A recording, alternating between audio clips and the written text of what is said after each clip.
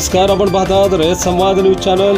पाणी पुरवठा सुरळीत होत नसले तर जनशक्ती आघाडीच्या सभापतींनी राजीनामा द्यावा, नगराध्यक्ष जाकीर सौदाकर यांची मागणी. असेल तर तिथं राजकारण नाही व्हायला पाहिजे असं तुम्हाला काय वाटतं? नाही, जनतेच्या हितासाठी राजकारण नाही व्हायला पाहिजे. जितकी जबाबदारी त्यांच्यावर आहे तेवढी जबाबदारी माझ्यावर बी आहे. मला जनतेने बहुमताने निवडून दिलेलं आहे नगराध्यक्ष पदाला, सर्व पक्षी एकत्र होऊन बी. असं नाही की ती जबाबदार आहे, जबाबदार मी बी आहे. मोटर जळाली, नंतर दुसरी मोटर त्यांनी दुरुस्त केलेली आहे, दुसरी मोटर दुरुस्त केली आणि दुसरी मोटर दुरुस्त केल्यानंतर तीही मोटर अजून जळाली. मग दोन्ही मोटर जळाल्यानंतर मुख्य अधिकारी असो या नगराध्यक्ष असो काय करू शकतो सांगा. आणि त्यानंतर आमची पाईपलाईन मोटर दुरुस्त झाली, त्याच्यानंतर केबलवाल्यांनी 3दा पाईपलाईन फोडली, मेन लाईन. तर त्याला दुरुस्त करायला वेळ जाता का नाही?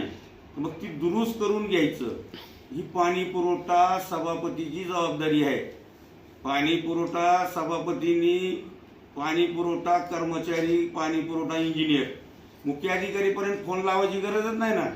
पाणी पुरवठा सभापती पाणी पुरवठा इंजिनियरला भेटायला पाहिजे ना, त्याला फोन लावून सांगायला पाहिजे. काम कोणाचं आहे? पाणी पुरवठा इंजिनियरचं आहे. पाईपलाईन फुटल्यानंतर कुणाला विचारणार तुम्ही? शेवट काय मुख्याधिकाऱ्यांची काय मंजुरी किंवा त्याचा मंजुरी काय नाही, टेंडर दिलेला असतो ठेकेदाराला. मग टेंडर दिलेला असल्यानंतर त्याला मंजुरी घ्यायची काय गरज आहे?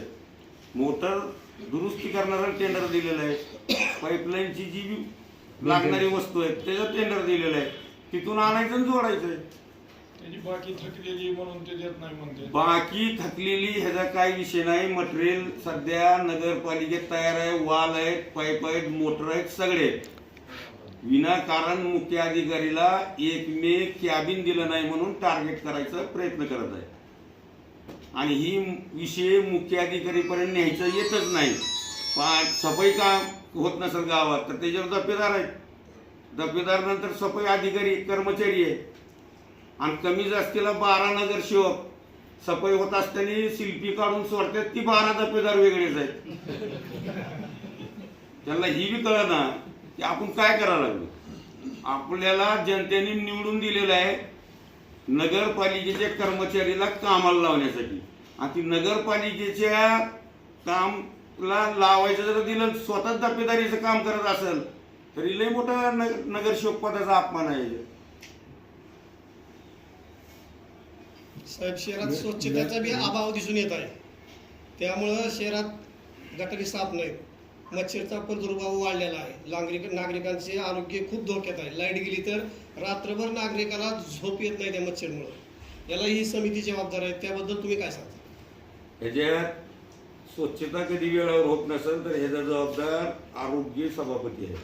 आरोग्य सभापतीने त्याची काळजी घ्यावी, संबंधित दफेदाराला बोलवावं, दफेदाराला विचारावं की बाबा स्वच्छता कुठं आहे कुठं नाही आणि कुठल्या प्रभागातून स्वच्छता चालू आहे. आमच्यापाशी आता सध्या अशी मोहीम आहे, 1 ते 10 प्रभाग. 1 पासून सुरू केलं तर 1 संपला की 2, 2 संपला की 3, 3 संपला की 4, अशी 10 प्रभागात बारी बारीने स्वच्छता चालू आहे.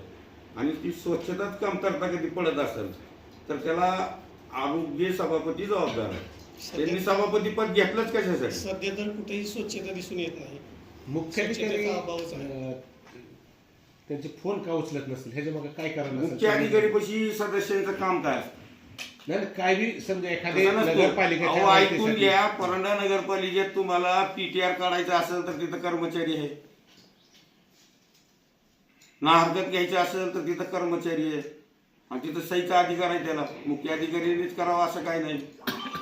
कुठलंही काम करायचं असेल तर मुख्य अधिकारी असावा असं काही विषय नाही. मुख्य अधिकारीकडे जबाबदारी फक्त आर्थिक जबाबदारी, या कुठलं बिल द्यायचं आहे, या कुठले विषय खर्चांची येत असेल ती ठरवायची मुख्य अधिकारीलाच का फोन करतात?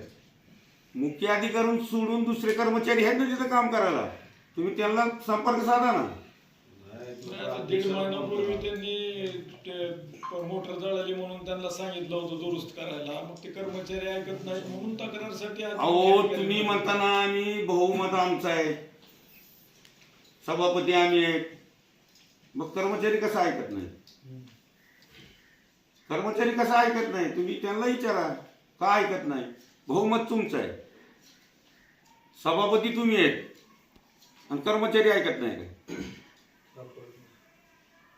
कर्मचारी ऐकतो, फक्त एकमेव मुख्य अधिकारीला टार्गेट करायचा प्रयत्न करत आहेत की फक्त कॅबिन नाही दिलं म्हणून उपाध्यक्षाला. लाईट गेली, लाईटचे कर्मचारी आहेत, लाईट बसवणारे, त्यांना फोन करायचं.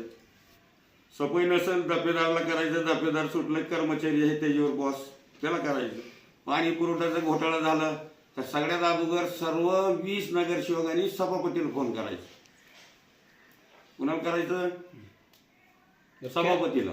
सभापती साहेब ह्या वार्डात पाणी आज आला नाही, मग ती सभापतीची माहिती गेली, ती सभापती असंच करत फिरतं तर कसं व्हायचं? सभापतीची जबाबदारी आहे ती. पाणी पुरवठा सभापती झाले कशाला? आणि त्याला अनुभव नसेल त्या सभापतीला तर रशीद तांबोळी करून त्यांनी म्हणजे ट्युशन लावून माहिती घ्यावा की सभापतीला अधिकार किती असतो.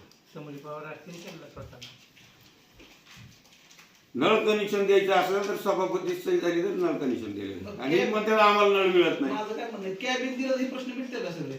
अहो कॅबिनेट आमच्याकडे नाही, कॅबिनेट कशामुळे द्यावं? कॅबिन आमच्याकडे नाही, असं बंधनकारक नाही की उपाध्यक्षाला कॅबिन असावं, नियम नाही. तर कॅबिन द्यायचा विषयच येत नाही, आणि कॅबिन आमच्यापाशी नाहीच म्हणून दिलं नाही, तर त्याला मुख्य अधिकारी टार्गेट करतात.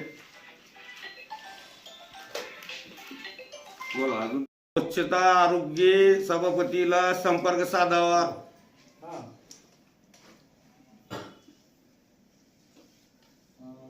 गाड्यांना दुरुस्त झाल्यात म्हणून गाड्या वेळेवर येत नाहीत, त्या गाड्या झाल्या सांगते. गाड्या नादुरुस्त झाल्यानंतर, गाड्याला काम करून घेतल्यानंतर, समजा सकाळी एक पाळी झाली तर दुपारी 30 गाडी दुसऱ्या प्रभागात फिरती,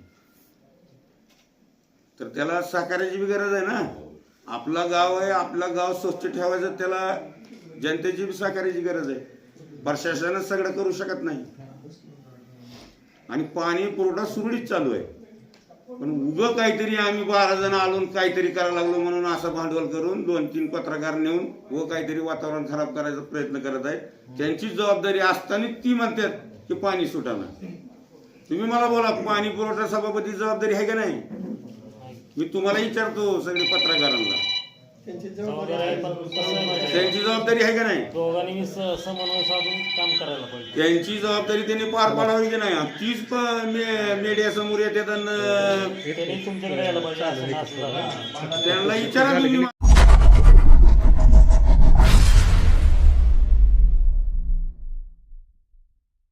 अशाच नवनवीन घडामोडींसाठी रयत संवाद न्यूज चॅनलला लाईक करा, शेअर करा आणि सबस्क्राईब करायला विसरू नका.